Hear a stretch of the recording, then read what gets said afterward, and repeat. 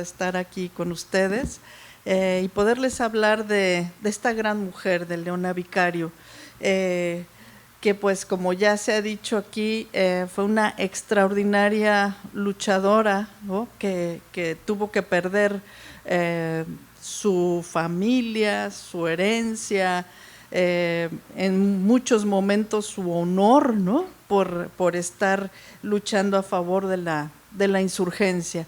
Y ella es pues una de las pocas mujeres que conocemos en cuanto a que estuvo participando en la lucha, y pues una de las cosas que yo quise hacer a través de la novela que escribí sobre Leona y también el libro de Las adictas a la insurgencia fue justamente dar a conocer a estas mujeres y que pudiéramos ver pues qué fue lo que ellas hicieron. Estuvieron participando en diversos frentes, haciendo diversas actividades, no solamente como enfermeras o como correos, que eso es lo que normalmente podemos pensar que hicieron, sino también muchas de ellas tomaron directamente las armas, mandaron pequeños ejércitos y coadyuvaron desde diferentes lugares para que la lucha por la independencia pudiera triunfar.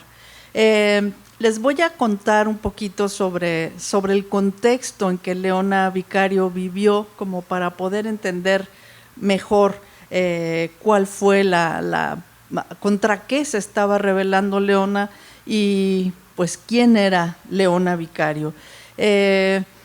Imagínense ustedes una muchacha de 19 años que se queda huérfana, que es muy rica, que tiene una enorme herencia y que pues se queda sola, vive con el tío y de pronto pues se empieza a interesar por las ideas insurgentes, empieza a participar en grupos clandestinos de personas que están a favor de la insurgencia. Luego imagínense ustedes que esa misma muchacha pues tiene que salir de la Ciudad de México, tiene que huir, tiene que andar por una buena parte del territorio en condiciones muy precarias, tiene que dejar sus vestidos, todo lo que ella tiene ahí, las fiestas, los saraos, las jamaicas, como se llamaba entonces, a los días de campo, etcétera. Tiene que dejar todo eso para estar como cerca del movimiento y a favor de la insurgencia. Es por eso que, como dijo el señor rector, pues el padre José María Morelos dijo, pues esta es una mujer extraordinaria, ¿no? Y todavía lo que hizo después, y que Morelos ya no supo, ¿no? Lo que pasó después con ella. En realidad ella se enfrentó primero a las autoridades virreinales, una muchacha pues muy joven, ¿no? Se enfrenta a las autoridades virreinales, se enfrenta al virrey de la Nueva España. Cuando le ofrecen indultos, ella no quiere aceptarlos, dice que no, que ella prefiere andar todavía por la sierra, andar por allá con los insurgentes. Después se enfrenta con las nuevas autoridades, y esto es, vaya, no es cualquier cosa, ¿no? Se enfrenta a las nuevas autoridades, va con el presidente de la República y le exige que una seguridad para su marido Andrés Quintana Roo, que estuvo en contra de algunas de los decretos del presidente. Imagínense eso, ¿no? Esta mujer que no le teme a enfrentarse a cualquier persona y decirle lo que ella piensa que es correcto, ¿no? Y bueno, pues esta carta que después escribe a Lucas Alamán y de la cual vamos a ir hablando, ¿no? Le contesta, le dice, y ella nunca tuvo el miedo como para acatar lo que ella pensaba que no era lo adecuado, ¿no? Entonces, bueno, ¿cómo es posible que esta mujer tan jovencita y luego a lo largo de la vida no temiera a nada ni a nadie, ¿no? Este es como el valor de esta mujer. Y pues su gran fuerza, su gran valentía, y que pudo enfrentarse a todo, ¿no? A lo largo de varios años. Pero vamos a ver primero como este contexto, ¿no? A finales del siglo XVIII, estamos hablando de, por una parte, los principios modernizadores que trajeron las reformas borbónicas, iban a influir en toda la vida y en el pensamiento de las personas que vivían en la Nueva España y que luego se involucraron en el movimiento insurgente. Eran reformas que estaban inspiradas en los principios de la Ilustración. Y bueno, se aplicaron en España, mayor control de la administración, otra división distinta del territorio de Nueva España en intendencias, comandancias, provincias, más impuestos, trajeron ejércitos desde España. Entonces, bueno, iba creciendo un poquito el descontento con esto.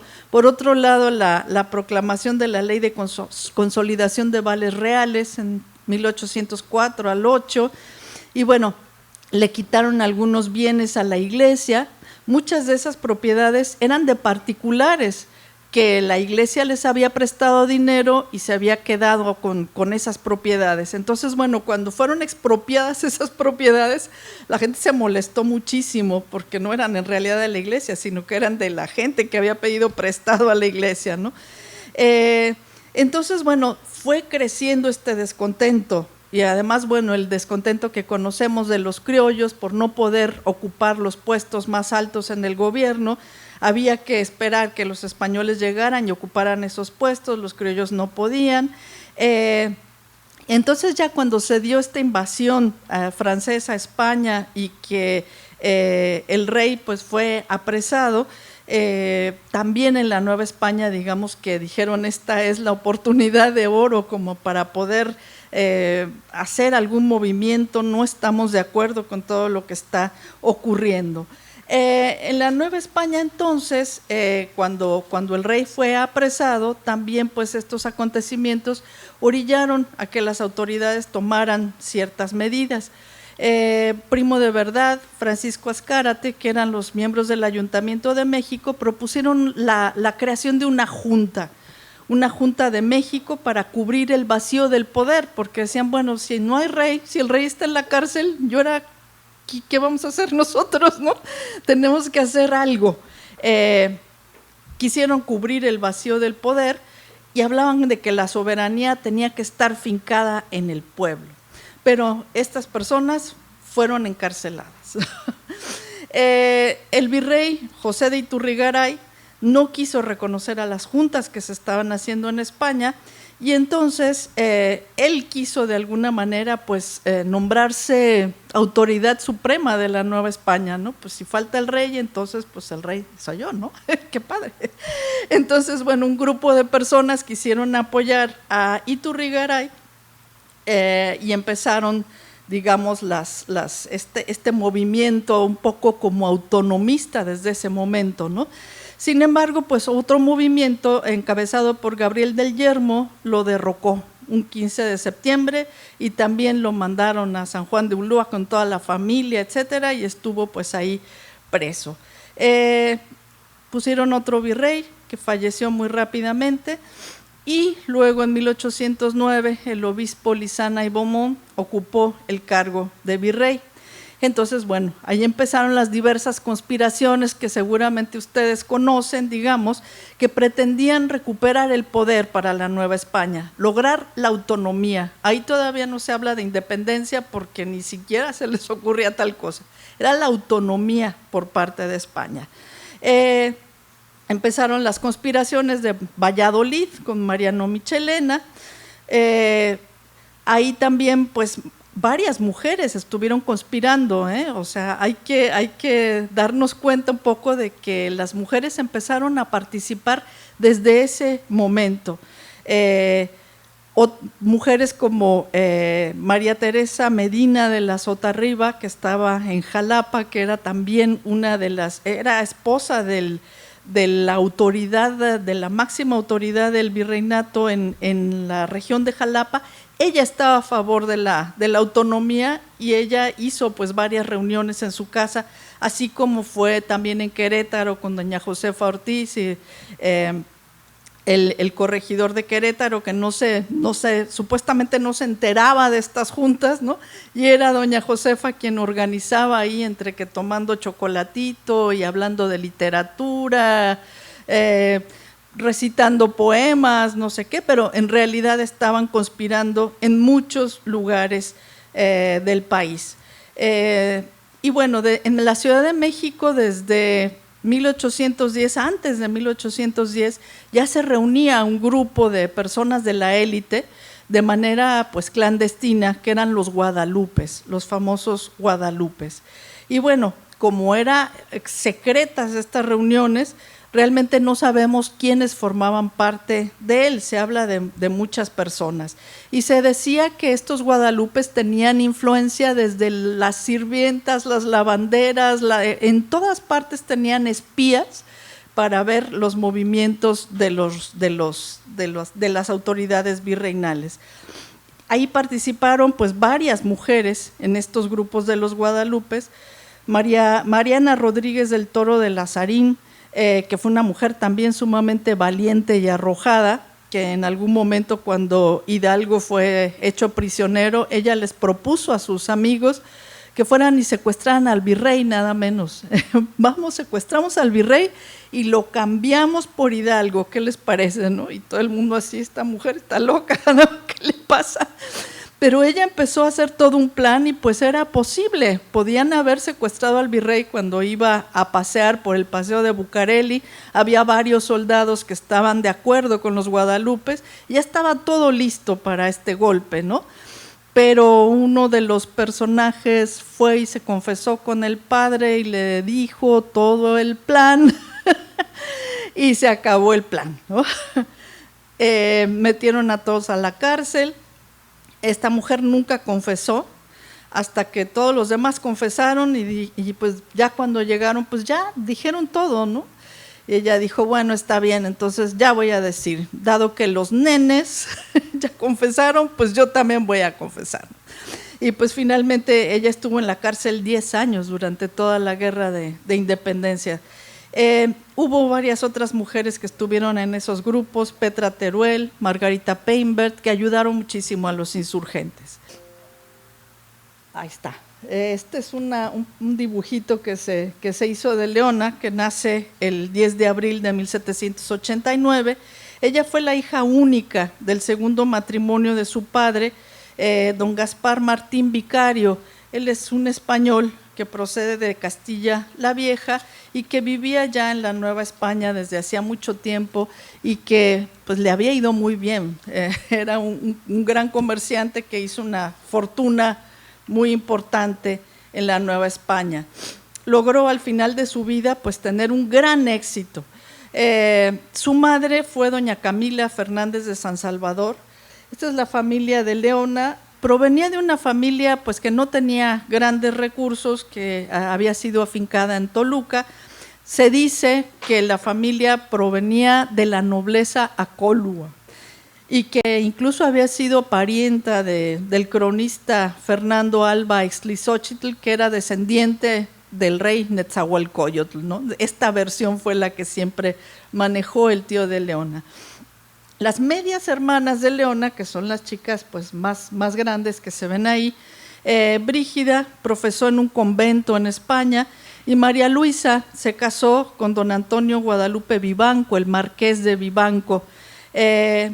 Y bueno, Leona en sus años de adolescencia, en realidad pues era prácticamente la hija única de este nuevo matrimonio de su padre. En sus años de adolescencia, Leona recibió una educación muy esmerada, que por supuesto excedió todos los parámetros de la época para las mujeres. Sabemos que las mujeres en realidad no tenían una educación muy pulida, con que aprendieran su libro de oraciones, con que aprendieran un poco a leer, un poco a escribir, era suficiente. Por ahí hablan de que bueno, si tocaba ya el piano más o menos y medio cantaba y medio dibujaba, pues ya estaba muy bien, ¿no? Entonces no se les exigía a las mujeres una educación muy esmerada. Había amigas, las escuelas de la amiga donde iban estas mujeres. Algunas de ellas fueron al Colegio de las Vizcaínas, como doña Josefa Ortiz, pero no todas tenían esta educación. Sin embargo, Leona en su casa pues recibió realmente una educación muy distinta. En su biblioteca se encontraron libros muy importantes, adelantos científicos de la época, obras filosóficas, obras literarias, además de los libros de oraciones. Pero bueno, que una persona como esta jovencita se interese por la historia natural y general y particular del conde de Buffon, pues era muy raro, ¿no? La historia universal, las cartas eruditas y curiosas de Benito Feijó, que era pues la literatura de la época, las églogas de Garcilaso de la Vega, Telémaco, hijo de Ulises, de Fenelón, o novelitas sentimentales que estaban prohibidas, por supuesto, no se podían leer ese tipo de cosas. Las primeras novelas prerrománticas de la época, como Clarissa Harlow, de Samuel Richardson, y La huerfanita inglesa. Esa era como la educación sentimental de Leona, la podemos decir de esa manera, ¿no? Son libros que pues, son de interés para los ilustrados de la época, los conocimientos de ciencias naturales, los discursos filosóficos de Feijó, el humanismo a través de las églogas, el conocimiento del francés, porque Leona traducía del francés, tradujo a Telémaco, hijo de Ulises, que era como un texto para que los estudiantes pudieran practicar su francés y traducir. Leona lo hizo, lo tradujo, ¿no? Y bueno, pues era totalmente fuera de lo que normalmente se pedía para una mujer. Ella no era una mujer promedio de su época ni de su clase, porque incluso las mujeres más ricas tampoco ni les interesaba, ni querían, ni les parecía muy pertinente tener una educación pues tan profunda, ¿no? Y también pintaba. Sabemos que su maestro fue el pintor Tirado, que fue un pintor de la época, y pues pintaba, ¿no? Con mano hábil, pintó unas miniaturitas muy, muy curiosas que lamentablemente ya no llegaron hasta nosotros. Hasta eso hacía, ¿no? Pero bueno, sabemos que también le gustaba mucho vestirse bien, tenía pues sus vestidos, adornos. En la lista de sus objetos personales cuentan pues muchos adornos, ¿no? Peinetas de carey, rosarios de oro, anillos de piedras que le dejó su madre, ¿no? Que por ahí tengo, bueno, esta es su casa de Juan Manuel XIX, donde luego se tuvo que cambiar cuando su madre murió. Pero bueno, don Octaviano Obregón, por su parte, fue un joven heredero de Guanajuato que ya se había graduado de abogado y solicitó el permiso de los padres de Leona para cortejarla, con el conocimiento de ella que sí le gustaba el sobrino del conde de la Valenciana. Realmente sí se llevó muy bien con él, propietario de varias minas en Real de 14. Y pues su hermana también, Luz Obregón, era amiga de Leona y pues andaban siempre juntos de un lado para otro. Y Leona pasó los años antes de la guerra e incluso más tarde tuvo una amistad muy grande con la familia. Y pues se conservan estas miniaturas, los retratos que ella hizo de los dos hermanos Obregón. Entonces, bueno, Leona se quedó huérfana en 1807, pero antes de morir su madre se firmaron las capitulaciones, es decir, una especie de promesa de matrimonio que hizo con don Octaviano Obregón. Octaviano Obregón junto con don Ignacio, su padre, eran muy cercanos del virrey Iturrigaray. ¿Se acuerdan del virrey Iturrigaray que estaba ahí intentando llegar a ser el mandamás de la Nueva España, ¿no?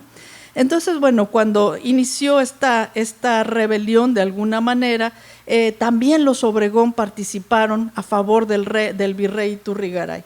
Entonces, cuando el virrey fue encarcelado, el suegro de Leona, que era el padre de don Octaviano Obregón, fue herido, luego lo mataron en su casa de Guanajuato y don Octaviano tuvo que irse, tuvo que huir. A pesar del compromiso matrimonial, se vio obligado a irse a Cádiz. Llegó a ser diputado en las Cortes de Cádiz, pero pues se fue, ¿no? De todos modos, Leona se quedó, digamos, con ese compromiso. Leona se cambió entonces con su tío, don Agustín Pomposo Fernández de San Salvador, a esa casa de de la calle de Don Juan Manuel en el número 19. Eso está actualmente, es una calle del centro de la Ciudad de México, que es la República de Uruguay, y esta es una de las imágenes que probablemente sea. Yo fui, recorrí la calle, no hay ninguna placa en ningún lado donde pudo haber sido esta casa. Don Agustín Pomposo Fernández de San Salvador era abogado y gozaba de una excelente reputación en el gobierno virreinal. Había sido 2 veces rector de la universidad y había incluso publicado varios folletos a favor de Fernando VII. Él era un realista totalmente convencido, ¿no? Y en contra del movimiento insurgente, en contra de Hidalgo, decía cosas espantosas de Hidalgo, bueno. Y pues era un hombre muy culto y con mucha influencia en la Nueva España, tanto él como su hermano Fernando. Pero Leona era partidaria de la autonomía. Tal vez por influencia de esta familia Obregón, pues fue que ella empezó a tomar contacto con los guadalupes. Empezó a ir a estas reuniones con los guadalupes, estableció contacto con otros conspiradores en Valladolid, en San Miguel el Grande y en Querétaro. Pero entonces entra en la obra el joven bachiller en artes y cánones Andrés Quintana Roo, que llegó en 1809 al bufet de don Agustín Pomposo en calidad de pasante para completar los requisitos para conseguir su título de abogado. Bueno, estos son algunas de las prendas de la época que encontré. Esta es la moda de la época, probablemente así debió haber lucido Leona, con vestidos de este tipo. Sabemos que como era una mujer rica y un poco vanidosona, pues sí tenía vestidos, joyas y demás, tocaba un piano muy parecido a este, que es un piano forte, que era lo que se usaba en esa época. Y bueno, ese es el libro de Telémaco, hijo de Ulises, y este es el escritorio de Leona, es la especie de laptop de la época. Ahí llevaba en ese escritorito sus papeles y sus plumas y todo para escribir ahí. Así era la vida de las mujeres en la Nueva España. Podemos ver que pues estaba muy reglamentado esto, las mujeres con las mujeres, hilando, cosiendo, mientras los hombres discutían. Este es Andrés Quintana Roo de joven, que no nos lo imaginamos así, ¿verdad? Porque siempre lo hemos visto de viejito y ya muy arrugadito y bueno, pero así era de joven. A mí me parece guapísimo, no sé si a ustedes, pero se me hace muy guapo. Bueno, llegó ahí al bufet de don Agustín Pomposo como pasante para completar estos requisitos, como una especie de servicio social que se tenía que hacer en la época, y llegó al bufet de don Agustín Pomposo. Su padre, don Matías Quintana, había sido amigo del ilustre abogado, y pues debe haber influido eso para que Agustín Pomposo lo recibiera, digamos, en su oficina. Ahí pudo tratar a Leona, y pues de ahí nació el amor, ¿no? Leona rompió el compromiso matrimonial con don Octaviano Obregón, pero don Agustín le iba a negar terminantemente la mano de la sobrina a Andrés, ¿no? Sabía que estaba involucrado en las conspiraciones a favor de la insurgencia. Incluso a fines de 1810, Quintana Roo pasó 2 meses en la cárcel, porque le habían encontrado cartas del capitán Ignacio Allende. Su padre, desde Mérida, empezó a escribir en un periódico los clamores de don Matías Quintana. Empezó a describir todo lo que el hijo estaba pasando en una cárcel de la Inquisición, en un lugar que le llamaban el sepulcro, ¿no? Porque era como ya morirse ahí. Estuvo varios meses ahí, finalmente no sabemos por qué lo soltaron, pero vaya, frente al titubeo de la misma Leona, frente a la negativa de Agustín Pomposo de conceder la mano de Leona, Andrés salió de la Ciudad de México. En ese momento tenían que salir los insurgentes porque estaban súper vigilados por la Junta de Seguridad de la Inquisición, sabían de todos los movimientos de todos, y entonces era más seguro salir, ¿no? Ya que le habían puesto así el ojo a alguien, pues mejor se iba, ¿no? Y eso fue exactamente lo que hizo Andrés Quintana Roo. y se fue a Tlalpujahua con el primo de Leona, con Manuel Vicario. Y bueno, Leona sí dudó en darle el sí a Quintana Roo. Por ahí hay unas cartas también de Matías Quintana, que se ve que adoraba a su hijo. Entonces hay unas cartas donde le manda a Andrés y le dice, ya deja a esa mujer, no te va a dar el sí, imagínate nada más, tú ya le pediste su mano, qué barbaridad, y tú estás quedando mal, porque como que cada día que no te diga bien, el que está quedando mal eres tú, ya déjala, ya, olvídate de ella. Y hablamos de los Guadalupes. Los Guadalupes era un grupo de personas que se reunían de manera clandestina en la Ciudad de México para apoyar este movimiento de autonomía y después la independencia. Allá había personajes muy importantes como Carlos María de Bustamante, entre otros, pero como era una sociedad pues casi secreta, digamos, no sabemos quiénes más estaban ahí, había muchas personas. Incluso estaban metidos ahí desde cocineras, sirvientas, lavanderas, y pues tenía, digamos, una red de espías. Estos guadalupes tenían una red de espías en todas las casas de los realistas, por estas personas que iban e informaban a los guadalupes qué era lo que estaba pasando. Leona tuvo contacto con los guadalupes, Andrés también, y pues Leona apoyó todo el movimiento en este grupo de los Guadalupes. Ahí había otras mujeres como Mariana Rodríguez del Toro de Lazarín y Lazo de la Vega. Estos son grabados de la época y por supuesto pues no sabemos no se ven muy bien, pero me parece muy, muy tiernos pues que en esa época estas mujeres hubieran sido de algún modo plasmadas ahí. Esta mujer, Mariana Rodríguez del Toro, como parte de los Guadalupes, propuso, cuando Hidalgo fue hecho prisionero, propuso secuestrar al virrey e intercambiarlo por Hidalgo.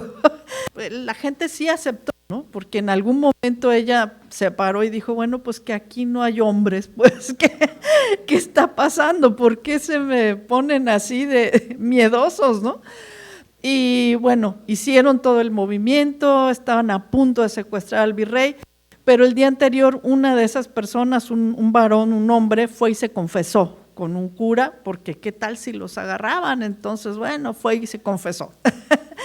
Por supuesto, el cura fue inmediatamente a dar parte y los aprendieron a todos, los metieron a la cárcel a todos. Doña Mariana Rodríguez del Toro nunca confesó quiénes estaban involucrados en ese movimiento, pero de todos modos la metieron a la cárcel. Hasta que ya todos confesaron, dijo, bueno, está bien, ya que esos nenes ya confesaron, pues ya, sí, está bien. Eran mujeres muy valientes todas ellas. También Petra Teruel de Velasco, que era otra de las integrantes de los Guadalupes, que ayudó a mucha gente a salir de la Ciudad de México, porque cuando se era insurgente ya más o menos te estaban descubriendo que estabas favoreciendo el movimiento, te tenías que ir de la Ciudad de México y era difícil salir, Entonces doña Petra Teruel ayudaba con dinero, con maneras de salir oculta a la gente y demás. Ahí estaba Leona insertada con los Guadalupes. Y finalmente pues ellos fueron quienes la apoyaron. Este es el virrey Venegas, que empezó a perseguir ya a toda esta gente que tenían sospechas de que seguía al movimiento insurgente.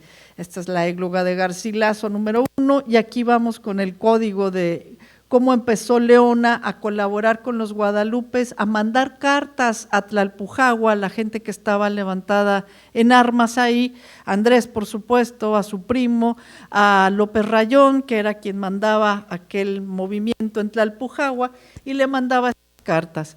Desde su casa, ya dije que el tío de Leona pues era un realista convencido, absolutamente. Entonces nadie podía sospechar que a esa casa llegaba un arriero con correspondencia de los insurgentes y que Leona a su vez mandaba desde allí todas las cartas, impresos, periódicos de lo que se hacía en la Ciudad de México para que allá estuvieran informados de qué estaba pasando. Ella inventó entonces ese sistema de claves que nos estaba diciendo un profesor allá en Chetumal el otro día, que tal vez estaba basado en Leonardo da Vinci, en, no sé cómo, pues como claves que el mismo Leonardo, dibujos que había hecho Leonardo como en un sistema, ¿no? Y que a lo mejor incluso era posible interpretar qué dice allí. Hasta el momento nadie lo ha hecho y que tal vez si se le alimentara con este otro código que Leonardo da Vinci había inventado, pues a lo mejor se podría saber qué es lo que decía Leona en esas cartas. Pero hasta el momento pues nadie lo ha intentado y no sabemos qué decía. Pero ella inventó además nombres. ¿Se acuerdan de las églogas de Garcilaso? Ahí hay un montón de personajes que salen allí, Nemoroso, Mayo, nombres de esa obra. Ella les puso esos sobrenombres a los insurgentes. Andrés era Nemoroso, López Rayón era Mayo, ella misma era Enriqueta, ¿no? Entonces, bueno, con nombres fingidos, con nombres sacados de allí, de esas obras, Leona mandaba y recibía esa correspondencia. Entonces, cuando finalmente descubrieron a este arriero que llegaba a la casa de Leona con estas cartas, pues el arriero confesó todo, ni modo, y pues Leona estaba en peligro. Doña Petra Teruel y los Guadalupes tuvieron que ayudarla a escapar. Un día en la profesa estaba ella en la misa, un domingo, y pues le avisaron, le mandaron una carta diciéndole que ni llegara a su casa porque ya la estaban esperando allí. En la Alameda se encontró con estas personas, con doña Petra Teruel, que le dio dinero y le dijo vete, ¿no? Vete inmediatamente. Y se fue en un carruaje ahí dizque a una jamaica, a una fiesta, a un día de campo, y salió de la Ciudad de México rumbo pues al norte de la Ciudad de México, a San Cosme. Y pues así dijo, porque bueno, la Ciudad de México estaba muy vigilada, había garitas, no era como hoy que te puedes salir por cualquier lado, sino que había garitas, puestos de control, digamos, de los realistas, que estaban vigilando a dónde iba la gente. Entonces, bueno, pues le preguntaron que a dónde iba, y pues ella iba pues ahí con sus damas, pues voy a un día de campo, ¿no? Voy a una jamaica, a la hacienda de doña Petra Teruel, que está en San Cosme. Bueno, pues órale, pásale, ¿no? Después mandó llamar a la cocinera, llevaban una olla ahí de comida, no sé qué, para que supuestamente iban a la fiesta, ¿no? Pero por supuesto de allí se fueron caminando, queriendo llegar hasta Tlalpujagua, pero no pudieron llegar muy lejos. En realidad, Leona se fue caminando con estas mujeres, no llegó muy lejos, llegó hasta Huixquilucan, por ahí dando la vuelta por el norte de la Ciudad de México, por en medio de los barrancos y demás, ¿no? Entonces, bueno, apenas uno puede imaginar cómo esta mujer, acostumbrada al lujo, con sus zapatos así muy elegantes y todo, andaba por aquellos breñales, ¿no? El tío de Leona era muy poderoso y logró que no la mandaran a la cárcel, pero la mandaron a un colegio. Este es más o menos el recorrido que tuvo que hacer Leona por allá arriba de la Ciudad de México. Ese mapa es de principios del siglo XX y pues ya no es tan representativo, pero pues uno se imagina solamente lo que pudo haber recorrido allí en medio de la nada, pues con estas poblaciones caminando, ¿no? Durante 10 días. Incluso pasó un capitán insurgente por allí y no la quiso llevar. Les dijo que no, que para qué querían en Tlalpujagua unos muebles como ellas, ¿no? Muebles, objetos. Entonces, pues no las llevaron. Leona regresó y la mandaron a este colegio, al colegio de San Miguel de Belén, donde iban mujeres que estaban solas, viudas, pobres, que no tenían dónde ir, etcétera. Entonces, bueno, en ese colegio que manejaban las monjas, estuvo ella durante varias semanas. Ahí la interrogaron los jueces de la Inquisición, fueron allí, imagínense la deferencia de algún modo que tuvieron con ella, pero de todas maneras, pues era temible un interrogatorio de este tipo. Y pues de todas maneras ella no confesó. Esto es muy, muy importante de decir porque muchas de los héroes de la independencia, el mismo Morelos cuando estuvo prisionero, confesó todo, Le sacaron toda la sopa. Lo mismo a Hidalgo, cuando estaba ya en el norte, ya prisionero allí antes de fusilarlo, confesó muchas cosas del movimiento, quién estaba, dónde iban, cuál era el plan, etcétera, etcétera. Y sin embargo, varias de estas mujeres, las que participaron en la lucha, nunca confesaron quién más estaba involucrado, a quién le escribían las cartas, quién les mandaba las cosas. No confesaron. Mariana Rodríguez del Toro, Leona Vicario, Gertrudis Bocanegra, también la interrogaron, la torturaron ahí, nunca confesó quién estaba también involucrado ahí. Bueno, ahí estuvo en el colegio. Y algunas semanas después el propio López Rayón la ayudó a salir, le mandó ahí a unos personajes, a José Luis Rodríguez Alconedo, que era un pintor y un orfebre, él fue el que diseñó las monedas de Morelos, un gran artista, al coronel Francisco Arroyave y a Antonio Vázquez Aldana. Ellos entraron embosados a punta de pistola a sacar a Leona del convento, del colegio de San Miguel de Belén. ¿Y dónde está Leona? ¿Y quién es? Y no sé qué, y pues ella dijo, yo soy, ya, llévenme, ¿no? Y bueno, cuando se dio cuenta de que era la gente de López Rayón, pues se moría de risa, se la llevaron por los arcos de Belén, esta calle que todavía pueden ustedes ver, ahí los arcos, se la llevaron muerta de la risa, ella feliz de haber salido del convento de esa manera, ¿no? Esta es la confesión de Leona, ahí está su firma, la podemos ver allí, y es lo que se escribió, que fue lo que dijo, ¿no? Ahí el juez escribió y dijo, no voy a confesar. Ahí se puede ver claramente qué fue lo que sí dijo. Este es José Luis Rodríguez Alconedo, que fue uno de los que la sacó del convento, y ahí se ve cómo sale Leona disfrazada de negra, supuestamente según este grabado de la época, y se incorporó a la lucha, se fue hacia Oaxaca. Este es un grabado muy bonito donde hay una marcha que habla de que las americanas deben ir a pelear. Es una marcha a favor de Morelos. Pero este grabado de las mujeres que luchan me parece como muy interesante y muy representativo, pues, ¿no? Estuvo en Oaxaca un tiempo y después los insurgentes que estaban en Tlalpujagua se reunieron con los de Oaxaca en Chilpancingo y ahí empezaron hicieron su congreso y proclamaron una primera, los sentimientos de la nación y una primera acta de independencia de la náhuac. Y ahí Leona también creemos que llegó allí. Ahí Morelos le rindió un homenaje, la llamó benemérita y le asignó una pequeña renta, 500 pesos supuestamente, que ella no los aceptó. Aquí son los arrieros de la época, como para que nos demos una idea. Esta es Oaxaca, la bandera de Morelos. Estas son las monedas que diseñó este pintor. Y pues supuestamente lo que así le dieron a León, esto es Chilpancingo, Chilapa, pasaron por Chilapa y este es Chilpancingo, ahí están los sentimientos de la nación.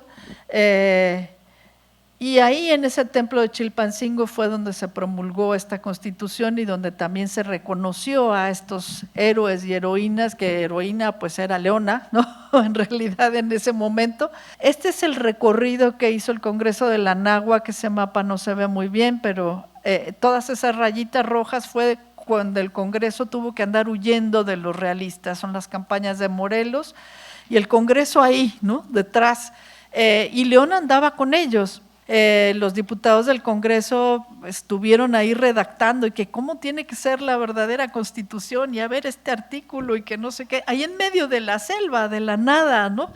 Y pues siempre perseguidos todo el tiempo por las tropas de Calleja. Aquí están los diputados de la Náhuac con Morelos. El Congreso se separó, Morelos fue hecho prisionero, el Congreso entonces se pelearon entre todos, ya saben, esto sucede. Una parte del Congreso se fue a Tehuacán y los otros con López Rayón se fueron a seguir la guerra de guerrillas desde el Estado de México, en las montañas del Estado de México, lo que ahora es el Estado de México, y ahí se fueron Leona y Andrés. Durante ese tiempo, perseguidos totalmente, todo el tiempo acechados por las tropas realistas, varias veces le mandaron el indulto a Leona. Ya le habían quitado toda su herencia, la juzgaron en ausencia en 1816 y le quitaron todo, hasta el último banquito que tenía en su casa, todo lo sacaron y lo subastaron. El tío intentó recuperar algunos de esos bienes, fue a la subasta y los compró como pudo, algunos de los muebles, algunas de las joyas, pero todo lo demás pues se perdió.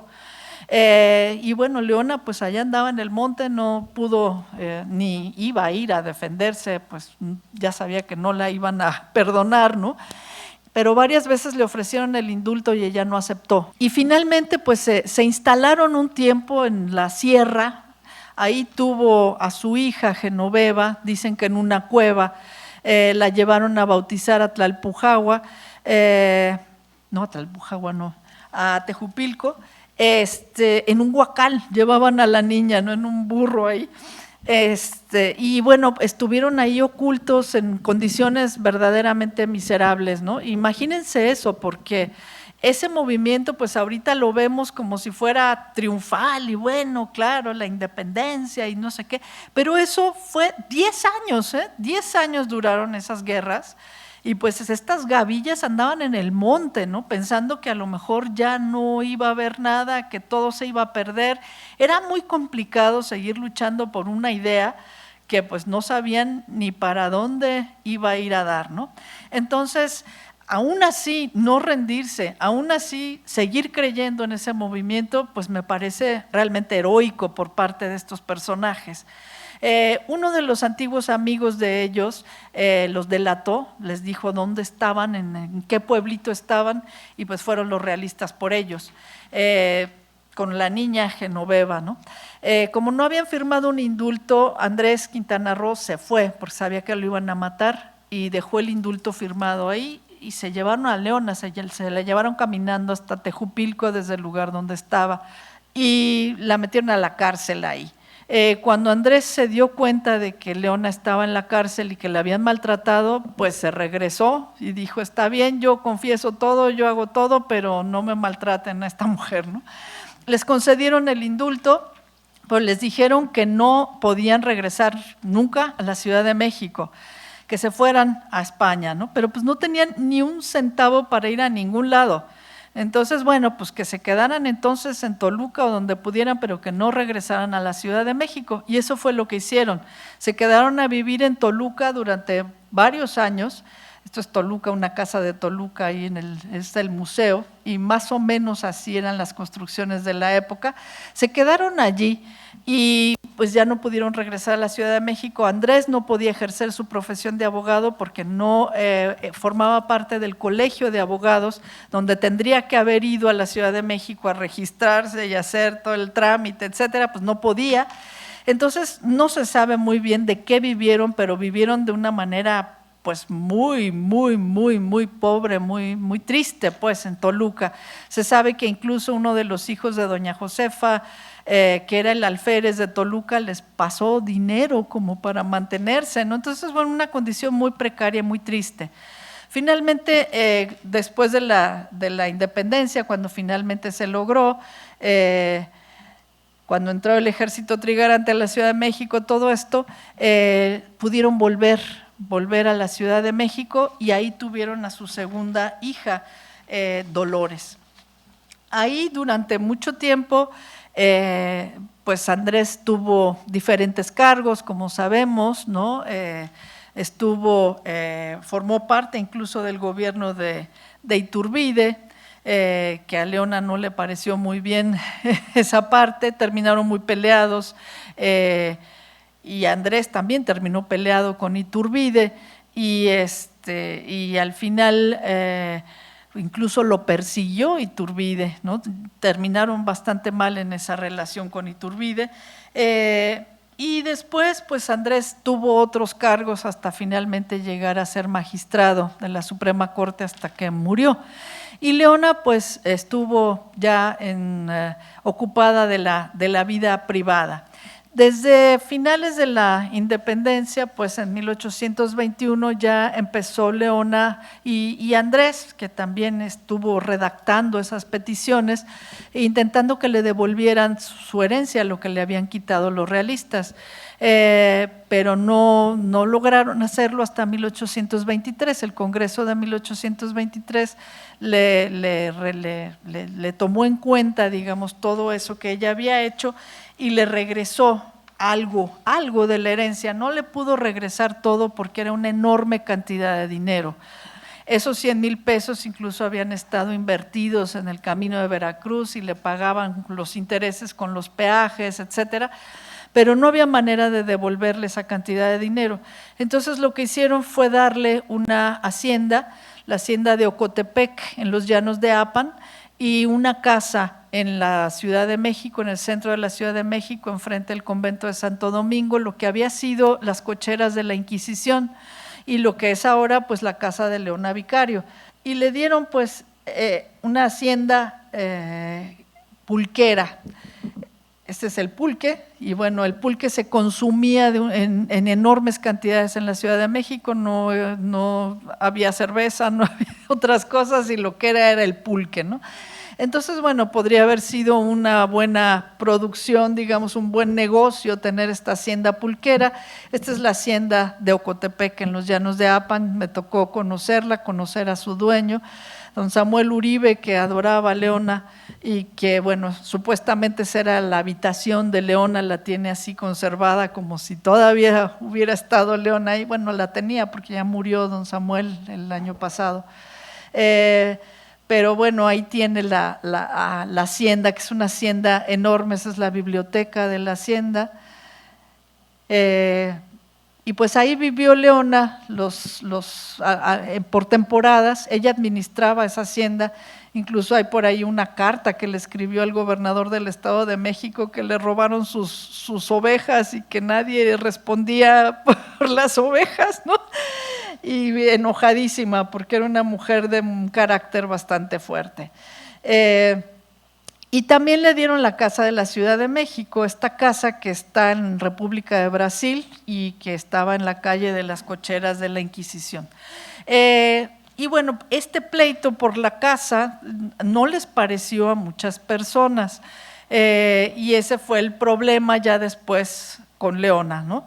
Le empezaron a pelear estos bienes de alguna manera desde 1827, cuando Leona no aprobó las leyes donde se expulsaba a los españoles. Como los españoles no habían aceptado todavía la independencia de México, entonces el gobierno decidió que tenían que expulsar a todos los españoles que quedaran en el territorio. Así de un día para otro se iban y a ver cómo le hacían, ¿no?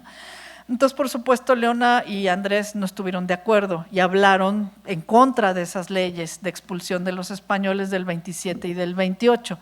Pero entonces muchas otras, ellos eran de la logia escocesa, masones, ¿no? Y había otra logia que eran los yorquinos. Ahí estaba el presidente Guadalupe Victoria y todos los demás. Entonces, no les pareció para nada que este matrimonio estuviera de alguna manera apoyando que no se fueran estas familias españolas. Pero ya lo peor fue en 1831, cuando Lucas Alamán, a través de su periódico, pues le mandó decir a Leona que pues en este afán romancesco se había ido a seguir a Andrés, ¿no? El afán romancesco pues quiere decir que se fue con el novio, ¿no? Prácticamente, y que no tenía ninguna convicción política por sí misma. Entonces, bueno, Leona, enojadísima, por supuesto, contestó con esta carta que me da mucho gusto que hayan publicado una y otra vez en el año 20, cuando fue consagrado a Leona Vicario, y que se haya hecho pública esta carta, esta contestación que dio Leona, ¿no? Que me parece pues muy, muy importante. Por lo que a mí toca, sé decir que mis acciones y opiniones han sido siempre muy libres. Nadie ha influido absolutamente en ellas y en este punto he obrado siempre con total independencia y sin atender a las opiniones que han tenido las personas que he estimado. Me persuado de que así serán todas las mujeres, exceptuando a las muy estúpidas. y a las que por efecto de su educación hayan contraído un hábito servil. De ambas clases hay también muchísimos hombres. ¿Qué quiere decir esto? Bueno, pues hombres y mujeres están propensos a pues, no obedecer a sus propias convicciones, ¿no? Pero también las mujeres son capaces de pensar por sí mismas sin necesidad de que el hombre les diga qué es lo que tienen que pensar, ¿no? Esta es una carta absolutamente extraordinaria y si no fuera más que por esto, creo que deberíamos reconocer a León hasta el día de hoy y seguir pues honrando este legado, porque ninguna otra mujer se defendió públicamente de esta manera. No era común que una mujer se defendiera públicamente, que escribiera en un periódico y que dijera algo así de fuerte contra un personaje como Lucas Alamán. No era el presidente, pero era uno de los ministros, ¿no? Entonces tenía un poder extraordinario Lucas Alamán. Y entonces, bueno, enfrentársele de esta manera está difícil, ¿eh? Ella misma incluso fue a pelearle al presidente, a Anastasio Bustamante, porque Andrés lo empezaron a perseguir también por haberse quejado de cómo habían maltratado al presidente Manuel López Pedraza. Lo destituyeron al presidente por un fraude electoral, conste. El presidente había ganado las elecciones. El pueblo se levantó supuestamente y lo sacaron de la presidencia, lo sacaron del país y pusieron a Vicente Guerrero. Todo esto que nos han contado de la historia de pronto tan heroica tiene sus asegúnes, cuidado. Entonces Andrés protestó y dijo, ¿cómo es posible que estén tratando de esta manera al presidente? No lo dejaron entrar al país, estaba enfermo, se tuvo que ir a Nueva Orleans durante mucho tiempo. Y entonces Andrés escribió en su periódico El Federalista que pues cómo habían tratado de esa manera al presidente y lo empezaron a perseguir. Anastasio Bustamante después lo empezó a perseguir el ministro de la Guerra y entonces Leona fue con el presidente y le dijo, a ver, ¿usted me garantiza la seguridad de mi marido o qué va a pasar, ¿no? Se burlaron de ella. Luego en el mismo periódico oficial sacaban notas de que ay, Andrés necesita que lo venga a defender su mujer, ¿qué onda con este hombre, no? Y esta mujer pues qué brava, e insultó a los ministros, claro que no, por supuesto ella era incapaz de hacer eso, ¿no? Incluso iba acompañada para que no fueran a decir que había dicho alguna cosa. Entonces se peleó, ¿no? Se tuvo que pelear con estos poderes que tenía en contra, ¿no? Entonces, bueno, me parece muy, muy importante la manera como Leona logró irse defendiendo tanto antes del movimiento insurgente como después y enfrentarse a las autoridades con esta seguridad y con esta fuerza. Bueno, Leona murió en 1842 ahí en su casa de las cocheras de la Inquisición. Dicen que esta es Leona, esta es la única fotografía de los primeros daguerrotipos que hubo en 1842. Quién sabe si realmente fue así. Tenemos como diversas representaciones de Leona. Corresponde por el vestido de la época y pues la manera resuelta de mirar, etcétera, no sé, tenía la familia, tenía esta imagen, ¿no? Con esto termino, que me parece que Leona, por todas las cosas que he explicado, merece ser recordada y merece ser homenajeada, no nada más en el año de Leona Vicario y no nada más así en celebraciones específicas, sino que siempre recordemos, especialmente las mujeres, ¿no? Que tenemos a muchas otras mujeres muy valerosas atrás que nos han sostenido a lo largo de la historia y que tal vez no conocemos sus historias, pero han estado allí y que es preciso descubrirlas y una vez descubiertas, pues rememorarlas constantemente y seguir este ejemplo. Muchas gracias.